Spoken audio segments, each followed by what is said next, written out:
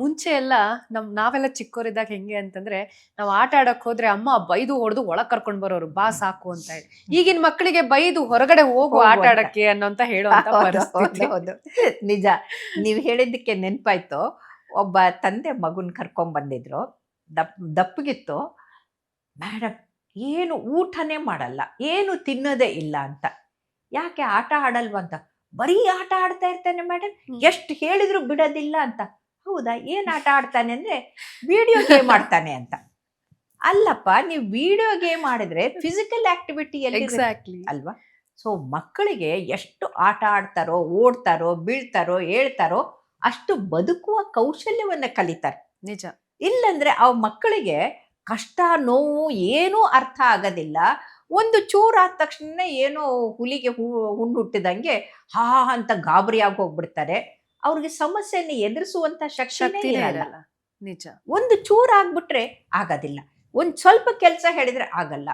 ಆಮೇಲೆ ಇವತ್ತು ಕೊರೋನಾ ಬಂದು ಹೋದ್ಮೇಲೆ ಎಂಥ ಅವಸ್ಥೆ ಆಗಿದೆ ಮಕ್ಕಳಿಗೆ ಅಂತಂದ್ರೆ, ಅವ್ರಿಗೆ ಅಟೆನ್ಷನ್ ಡೆಫಿಸಿಟ್ ಅಂದರೆ ಓದೋದ್ ಕಡೆಗೆ, ಬರೆಯೋದ್ ಕಡೆಗೆ, ಕೆಲಸದ ಕಡೆಗೆ ಯಾವ ಗಮನನೂ ಇಲ್ಲ. ಯುವಕರು ಹಾಗೆ ಆಗ್ಬಿಟ್ಟಿದ್ದಾರೆ. ಯಾಕಂತಂದ್ರೆ ಮೊಬೈಲು ಸ್ಕ್ರೀನ್ ಟೈಮು ಜಾಸ್ತಿ ಆಗಿ ಹೋಗ್ಬಿಟ್ಟಿದೆ. ಆ ಸ್ಕ್ರೀನ್ ಟೈಮ್ ಎಷ್ಟು ಜಾಸ್ತಿ ಆಗುತ್ತೋ ಅಷ್ಟು ಅವರ ಸೃಜನಶೀಲತೆ ಅಂದರೆ ಕ್ರಿಯೇಟಿವ್ ವರ್ಕು ಕಡಿಮೆ ಆಗಿ ಹೋಗ್ಬಿಡುತ್ತೆ. ಹಾಗಾಗಿ ಮಕ್ಕಳ ಕೈಯಲ್ಲಿ ಮೊಬೈಲ್ ಕೊಡುವಂಥ ತಾಯಂದರು ಅತ್ಯಂತ ಮೂರ್ಖ ತಾಯಂದರು ಅಂತ ನಾನು ಹೇಳ್ತೀನಿ. ಒಂದು ಕಡೆಗೆ ಆಹಾರ ಅಂದರೆ ಎರಡು ಥರ, ಒಂದು ಹೊಟ್ಟೆಗೆ ತಗೊಳ್ಳೋದು, ಒಂದು ನೆತ್ತಿಗೆ ತಗೊಳ್ಳೋದು. ಸೊ ಮನಸ್ಸಿಗೆ ಕೊಡುವಂಥ ಉತ್ತಮ ಕಥೆಗಳನ್ನ, ಕವನಗಳನ್ನ ಅವ್ರಿಗೆ ಇದನ್ನ ತೋರಿಸೋದ್ರ ಬದಲು ಹೀಗಾಯ್ತು ಹಾಗಾಯ್ತು ಅಂತ ಹೇಳಿ ಅವ್ರಿಗೆ ಉತ್ಸಾಹ ತುಂಬೋದು ಬಿಟ್ಟು ಅವ್ರಿಗೆ ಮೊಬೈಲ್ ಕೊಟ್ಬಿಟ್ರೆ ಮನಸ್ಸು ಕೆಡುತ್ತೆ, ಆರೋಗ್ಯನೂ ಕೆಡುತ್ತೆ. ಸೊ ಮಾನಸಿಕ, ದೈಹಿಕ ಎರಡೂ ಆರೋಗ್ಯಕ್ಕೆ ಇವತ್ತು ಕುತ್ತಾಗಿ ಬಂದಿರೋದು ಈ ಸ್ಕ್ರೀನ್ ಟೈಮ್. ಈ ಸ್ಕ್ರೀನ್ ಟೈಮ್ ಬಂದಾಗ್ಲಿಂದ ಮಕ್ಕಳು, ಮಹಿಳೆಯರು ಮತ್ತೆ ಉಳಿದವರು ಕೂಡ ಅವ್ರಿಗೆ ಆಕ್ಟಿವಿಟಿನೇ ಇಲ್ಲ. ಹಾಗಾಗಿ ಅವರು ಸ್ಥೂಲಕಾಯರಾಗ್ತಾ ಇದ್ದಾರೆ. ಈ ಸ್ಥೂಲಕಾಯ ಅಂತಂದ್ರೆ ದಪ್ಪಗಾಗಿರೋದು. ಒಂದು ಕಾಲಕ್ಕೆ ಯಾರಾದ್ರೂ ದಪ್ಪಗಿದ್ರೆ ಓಹೋ ಏನಪ್ಪ ತುಂಬಾ ಸಂಪಾದನೆ ಇದೆನಾ, ಏನು ಚೆನ್ನಾಗಿ ಸಂಪಾದನೆ ಮಾಡ್ತಾ ಇದೀಯಾ ಅಂತ ಅನ್ನೋರು. ಆದ್ರೆ ಈಗ ಹಾಗಲ್ಲ. ಹೊಟ್ಟೆ ಬಂತು ಅಂತಂದ್ರೆ ಕಾಯಿಲೆ ಬಂತು ಅಂತ.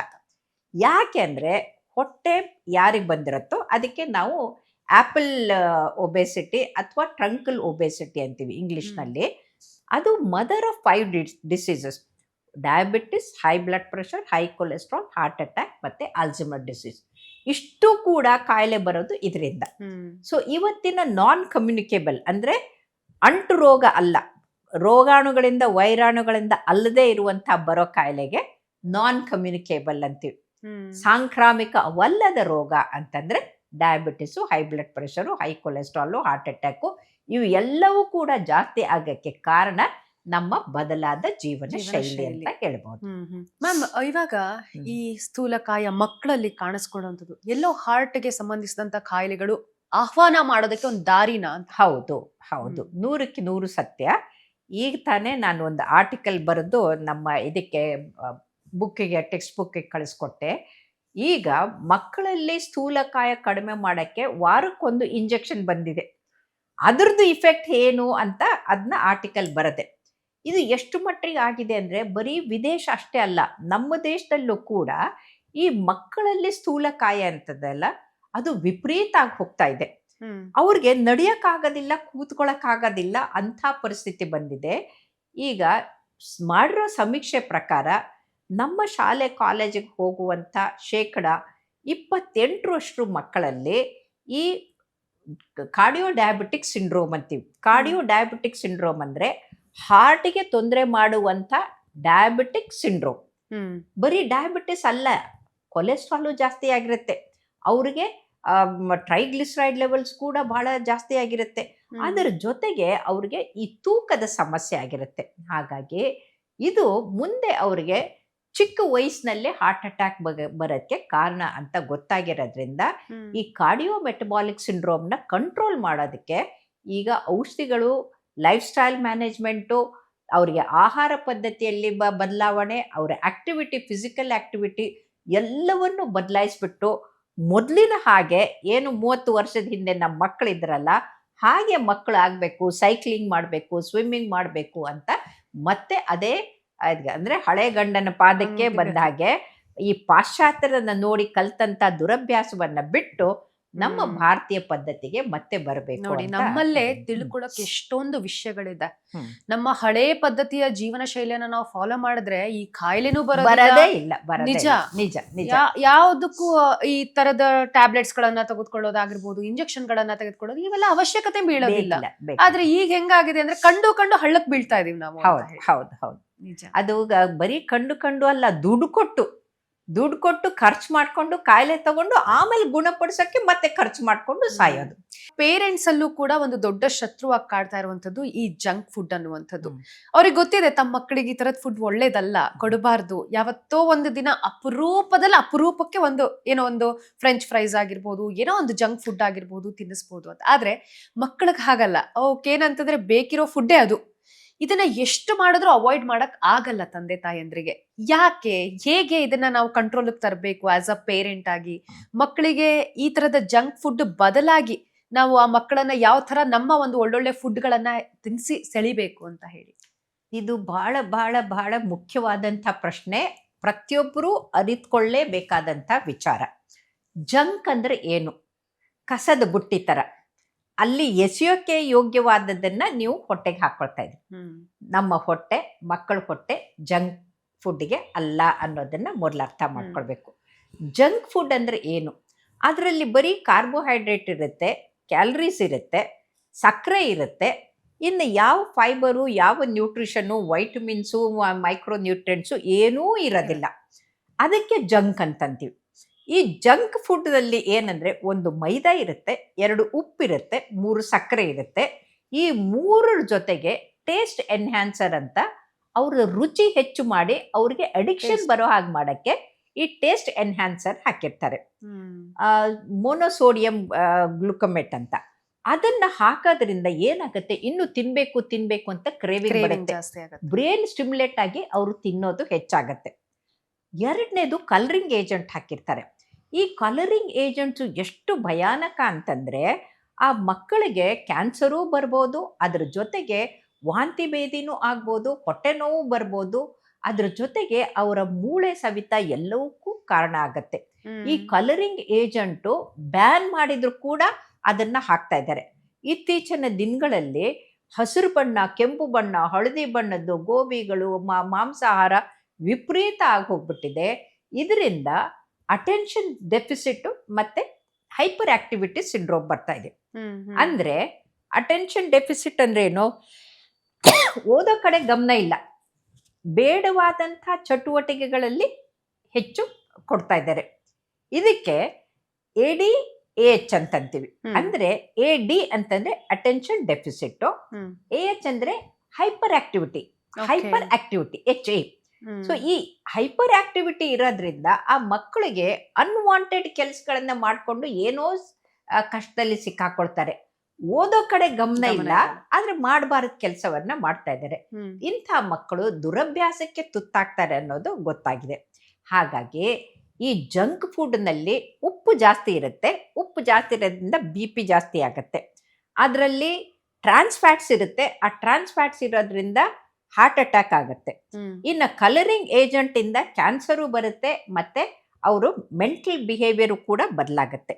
ಇನ್ನು ಅದರಲ್ಲಿ ಅಡಿಕ್ಟಿವ್ ಸಬ್ಸ್ಟೆನ್ಸ್ ಇರೋದ್ರಿಂದ ಅವರು ಮತ್ತೆ ತಿನ್ಬೇಕಂತ ಆಗ್ಬಿಟ್ಟು ಸ್ಥೂಲಕಾಯರಾಗ್ತಾರೆ. ಮತ್ತೆ ಸ್ಥೂಲಕಾಯ ಆದ್ಮೇಲೆ ಮೊದಲು ಕಾಯಿಲೆ ಕಡೆಗೆ. ಇದು ಜಂಕ್ ಫುಡ್ ದ ಒಂದು ಕಾಂಪೋಸಿಷನ್. ಸೊ ಹಾಗಾಗಿ ಈ ಜಂಕ್ ಫುಡ್ ನ ಬಿಟ್ಟು ನೀವು ಮಕ್ಕಳಿಗೆ ಉತ್ತಮ ಆಹಾರ ಕೊಡ್ಬೇಕಂದ್ರೆ, ಮೊದಲು ತಾಯಿಯಂದ್ರು ಮಕ್ಕಳನ್ನ ಹೊರಗಡೆ ಕರ್ಕೊಂಡು ಹೋಗಿ ತಿಂಡಿ ಕೊಡಿಸೋದನ್ನ ಬಿಡಬೇಕು, ಆಯ್ತಾ? ಎರಡನೇದು, ಬೇಕರಿಯಿಂದ ತಂದು ನನಗೆ ಮಾಡೋ ಕೆಲಸ ಇಲ್ಲ ಅಂತ ಬಿಸ್ಕೆಟು, ಕೇಕು, ಇದನ್ನ ಕುಕ್ಕೀಸು ಏನೇನೋ ತಂದು ಕೊಟ್ರೆ ಅದು ಪೂರ್ತಿ ಜಂಕ್ ಆಗಿರುತ್ತೆ. ಮೂರನೇದು ಏನು ಅಂತಂದ್ರೆ, ಇವ್ರಿಗೆ ಅಡುಗೆ ಮಾಡಕ್ಕೆ ಸಮಯ ಇಲ್ಲ ಅಂತ ಇವ್ರಿಗೆ ಫೋನ್ ಮಾಡಿಬಿಟ್ಟು ಸ್ವಿಗ್ಗಿ ತರಿಸಿದ್ರೆ, ಅದು ಪಿಜ್ಜಾನೇ ಆಗಲಿ, ಹ್ಯಾಂಬರ್ಗರ್ ಆಗಲಿ, ಇನ್ನೇನೇ ಆಗಲಿ, ಯಾವುದನ್ನೇ ಆಗಲಿ, ಅದರಲ್ಲಿ ಬೇಸಿರೋದು ಮೈದಾ, ಅದ್ರ ಮೇಲಿರೋದು ಚೀಸು, ಕೊಲೆಸ್ಟ್ರಾಲ್. ಸೊ ಹಾಗಾಗಿ ಮಕ್ಕಳಿಗೆ ನೀವು ಹೃದಯಾಘಾತಕ್ಕೆ ನೀವೇ ಕೊಟ್ಬಿಟ್ಟು ಅವರನ್ನ ಸಾಯಿಸಕ್ಕೆ ತಾಯಂದ್ರು ಕಾರಣ ಅನ್ನೋದನ್ನ ನೆನ್ಪಿಟ್ಕೋಬೇಕು. ಯಾಕಂತಂದ್ರೆ ತಾಯಿಗೆ ನಾವು ಮಾತೃದೇವೋಭವ ಅಂತೀವಿ, ತಾಯಿಗೆ ಅನ್ನಪೂರ್ಣೆ ಅಂತೀವಿ. ಆ ಅನ್ನಪೂರ್ಣೇಶ್ವರಿ ಆಗ್ಬಿಟ್ಟು ನಿಮ್ಮ ಆರೋಗ್ಯಕ್ಕೆ ಕೊಡಬೇಕಾದಂತ ಆಹಾರವನ್ನ ಬಿಟ್ಟು ಈ ಜಂಕನ್ನ ಕೊಡ್ತಾ ಇದ್ರೆ ಅವರು ತಾಯಂದ್ರ ಅಲ್ಲ ಅಂತ. ಸೊ ತಂದೆ ಆಗ್ಲಿ ತಾಯಿ ಆಗ್ಲಿ. ಈಗ ನೀವು ಹೇಳಿದ್ರಿ ಮಕ್ಕಳು ಕೇಳೋದಿಲ್ಲ ಅಂತ. ಮೊದಲು ಮಕ್ಕಳಿಗೆ ಬಾಯಿ ರುಚಿ ಹಚ್ಚಿದವ್ರು ಯಾರು? ನಾವೇ ಅಲ್ವಾ?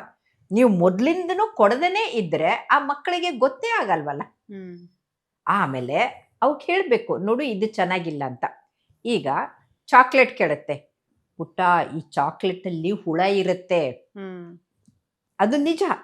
ಯಾಕೆ ಅಂತಂದ್ರೆ ಇಲಿ ಹೆಗ್ಗಣಗಳ ಹಿಕ್ಕಿ ಬಾಲ್ಗಳನ್ನೆಲ್ಲ ಹಾಕಿ ಡಾರ್ಕ್ ಚಾಕ್ಲೇಟ್ ಅಂತ ಬಂದಿರುತ್ತೆ. ನೀವು ಇಂಪೋರ್ಟೆಡ್ ಅಂತ ತಗೊಂಡು ಮಕ್ಕಳಿಗೆ ಕೊಡ್ತೀರಿ. ಅದನ್ನ ಹೇಳ್ಕೊಟ್ರೆ ಮಕ್ಕಳು ಮುಟ್ಟಕ್ಕೆ ಹೋಗೋದಿಲ್ಲ. ಆ ಮಕ್ಕಳಿಗೆ ಮುಂದೆ ಒಬೇಸಿಟಿ ಜೊತೆಗೆ PCOD ಆಗ್ಬಿಟ್ಟು ಅವ್ರಿಗೆ ಮುಟ್ಟು ಕೂಡ ಸರಿಯಾಗಿ ಬರಲ್ಲ.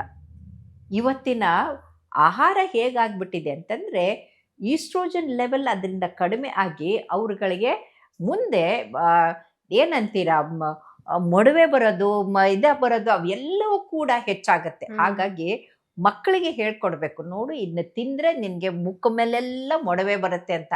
ಆವಾಗ ಯಾವ ಹುಡುಗಿ ಕೂಡ ಅದನ್ನ ಇಷ್ಟಪಡಲ್ಲ ಅಲ್ವೇ? ಹೊಟ್ಟೆ ಹುಳ ಆಗತ್ತೆ ನೋಡು ಅಂತಂದ್ರೆ ಮಗು ಕಲಿಯುತ್ತೆ. ಆದ್ರೆ ತಂದೆ ತಾಯಿಗಳು ಅಜ್ಜ ಅಜ್ಜಿಗಳು ಬೇರೆಯವರು ಚಾಕ್ಲೇಟ್ ಕೊಡೋದನ್ನ ಬಿಡಬೇಕು. ಅದ್ರ ಬದಲು ನೀವು ಕಲ್ಸಕ್ರೆ ಕೊಡಿ. ಕಲ್ಸಕ್ರೆ ಅದು ಜೇನು ತುಪ್ಪದಿಂದ ಮಾಡಿರೋದು, ಆಂಟಿಸೆಪ್ಟಿಕ್ಕು, ಗಂಟ್ಲು ನೋವು ಥ್ರೋಟ್ ಪೇನು ಬರೋದಿಲ್ಲ. ಆಯ್ತೆ? ಆಮೇಲೆ ಕೇಕು ಬಿಸ್ಕಟ್ಟು ಕೊಡೋದ್ರ ಬದಲು ನೀವು ಮಕ್ಕಳಿಗೆ ಡ್ರೈ ಫ್ರೂಟ್ಸ್ ಅನ್ನ ಕೊಡಿ. ಅದು ನಮ್ಮ ಅಜ್ಜ ನಾವು ಶಾಲೆಯಿಂದ ಬರ್ತಾ ಇದ್ದಂಗೆ ಶುಕ್ಕಾಮೇವ್ ಅಂತ ಕೊಡ್ತಾ ಇದ್ರು. ಅದರಲ್ಲಿ ಏನು ಕೊಬ್ಬರಿ ಮತ್ತೆ ಖಾರಿಕು ಅಂದ್ರೆ ಏನ್ ಹೌದು ಕಾರಿ ನಾನು ಕೇಳಿದ್ದೀನಿ. ಆಮೇಲೆ ಗೋಡಂಬಿ, ದ್ರಾಕ್ಷಿ ಇದೆಲ್ಲವನ್ನು ಸೇರಿಸ್ಬಿಟ್ಟು ಡ್ರೈ ಫ್ರೂಟ್ಸ್ ನ ಸೇರಿಸಿ ಕಲ್ಲು ಸಕ್ಕರೆ ಸೇರಿಸಿ ಕೊಡೋರು, ಶುಕ್ಕಾಮೇವ್ ಅಂತ. ಅದು ನಮ್ಮನ್ನ ಗಟ್ಟಿ ಮಾಡೋದು. ಅದನ್ನ ಬಿಟ್ಟು ನೀವು ಇದನ್ನ ಕೊಡ್ತಾ ಇದ್ರೆ ತಪ್ಪಾಗುತ್ತೆ. ಇನ್ನು ಮಕ್ಕಳಿಗೆ ಹಣ್ಣು ತಿನ್ಸೋದನ್ನ ಬಿಟ್ಟಿದ್ದಾರೆ ನೋಡಿ. ಮಗು ಹಾಲನ್ನ ಬಿಟ್ಟು ವೀನ್ ಮಾಡ್ಬೇಕಾದ್ರೆ ಮೊದಲು ಕೊಡೋದು ಬಾಳೆಹಣ್ಣು. ಆದ್ರೆ ಬಾಳೆಹಣ್ಣು ತಿನ್ನಕ್ಕೆ ಕೊಡೋದಿಲ್ಲ. ಏನ್ ಮಾಡ್ತಾರೆ? ಐಸ್ ಕ್ರೀಮ್ ಕೊಡ್ತಾರೆ. ಐಸ್ ಕ್ರೀಮ್ ಕೊಡೋದ್ರಿಂದ ಗಂಟ್ಲು ನೋವು ಬರುತ್ತೆ. ಆದ್ರೆ ಬಾಳೆಹಣ್ಣು ತಿನ್ನೋದ್ರಿಂದ ಮಗುಗೆ ಕಾನ್ಸ್ಟಿಪೇಷನ್ ಆಗೋದಿಲ್ಲ, ಮಗುಗೆ ಡಿಪ್ರೆಷನ್ ಬರೋದಿಲ್ಲ, ಮನ್ಸಿಗೆ ಬೇಜಾರನು ಆಗೋದಿಲ್ಲ, ಹೊಟ್ಟೆ ಹುಣ್ಣು ಕೂಡ ಆಗೋದಿಲ್ಲ. ಸೊ ಮನೆಯವರಾಗ್ಲಿ ಯಾರೇ ಆಗ್ಲಿ ಪ್ರತಿನಿತ್ಯ ಬಾಳೆಹಣ್ಣು ತಿಂದ್ರೆ ಆರೋಗ್ಯಕ್ಕೆ ಒಳ್ಳೇದು ಅನ್ನೋದನ್ನ ಮರ್ತು ಬಿಟ್ಟಿದ್ದಾರೆ. ಹಣ್ಣುಗಳನ್ನ ದಿನಕ್ಕೆ 2-3 ಹಣ್ಣು ತಿಂದ್ರೆ ಹಾರ್ಟ್ ಅಟ್ಯಾಕ್ ಆಗೋದು 100ಕ್ಕೆ 32ರಷ್ಟು ಕಡಿಮೆ ಆಗತ್ತೆ. ಸೊ ಹಾರ್ಟ್ ಅಟ್ಯಾಕ್ ಬರದಂಥದನ್ನ ಕೊಡೋದನ್ನ ಬಿಟ್ಟು ನೀವು ಇದನ್ನ ಕೊಟ್ಬಿಟ್ರೆ ತಪ್ಪಾಗತ್ತೆ. ಇನ್ನೊಂದೇನಾಗಿದೆ, ಜಿಮ್ಗೆ ಹೋಗ್ತಾ ಇದ್ದಾರೆ. ಜಿಮ್ಗೆ ಹೋದಾಗ ಅಲ್ಲಿ ಫಾರ್ಮುಲಾ ತಗೊಳ್ತಾರೆ, ಎನರ್ಜಿ ಡ್ರಿಂಕ್ ತಗೊಳ್ತಾರೆ, ಮೊಟ್ಟೆಗಳನ್ನ ತಗೊಳ್ತಾರೆ, 6 ಪ್ಯಾಕ್ ಬರಬೇಕು, ಶಾರುಖ್ ಖಾನ್ ಆಗಬೇಕು ಅಂತ. ಆದರೆ ಆಗೋದೇನು? ಮೊದಲೇ ಸತ್ತು ಹೋಗ್ತಾರೆ, 30-40 ವರ್ಷಕ್ಕೆ ಸತ್ತು ಹೋಗ್ತಾರೆ. ಕಾರಣ ಏನಂದ್ರೆ ಆ ಫಾರ್ಮುಲಾನಲ್ಲಿ ಅನ್ವಾಂಟೆಡ್ ಡ್ರಗ್ಸ್ ಅಂತಂದ್ರೆ ಈಗ ಸ್ಪೋರ್ಟ್ಸ್ ಮನ್ನು ತಗೊಳ್ತಾರಲ್ಲ ಬ್ಯಾಂಡ್ ಡ್ರಗ್ಸು ಅದಿರುತ್ತೆ, ಸ್ಟೀರಾಯ್ಡ್ಸ್ ಇರುತ್ತೆ. ಅದು ನಿಮ್ಮ ಆರೋಗ್ಯಕ್ಕೆ ಒಳ್ಳೇದಲ್ಲ. ಎರಡನೇದು, ಈ ಎನರ್ಜಿ ಡ್ರಿಂಕ್ನಲ್ಲಿ ನಾವು 1 ಲೋಟ ಕಾಫಿ ಕುಡಿದ್ರೆ ಮನಸ್ಸು ಆಹ್ಲಾದಕರ ಆಗುತ್ತೆ. ಅದರಲ್ಲಿ 5 ಮಿಲಿಗ್ರಾಮ್ ಕೆಫೆನ್ ಇರುತ್ತೆ. ಕೋಕೋ ಕೋಲಾ ಪೆಪ್ಸಿನಲ್ಲಿ 40 ಮಿಲಿಗ್ರಾಮ್ಸ್ ಇರುತ್ತೆ. ಈ ಎನರ್ಜಿ ಡ್ರಿಂಕ್ ಅಲ್ಲಿ 70 ಮಿಲಿಗ್ರಾಮ್ಸ್ ಕೆಫೆನ್. ಆ ಕೆಫೆನ್ ಏನಾಗುತ್ತಂದ್ರೆ ಮೆದುಳನ್ನ ಎರಾಬೆರಿಯಾಗಿ ಎಲೆಕ್ಟ್ರೋಮ್ಯಾಗ್ನೆಟಿಕ್ ವೇವ್ಸ್ ಉತ್ಪತ್ತಿ ಆಗತ್ತೆ. ಅದರಿಂದ ಏನಾಗತ್ತೆ, ಹೃದಯದ ಮಿಡಿತ ಏರ್ಪೇರಾಗಿ ಹೋಗ್ಬಿಡುತ್ತೆ. ಸೊ ಒಂದು ಕಡೆಗೆ ಹೃದಯಕ್ಕೆ ತೊಂದರೆ, ಇನ್ನೊಂದು ಕಡೆಗೆ ಸ್ಟ್ರೋಕು, ಇನ್ನೊಂದು ಕಡೆಗೆ ನಿದ್ರೆ ಆಗೋದಿಲ್ಲ.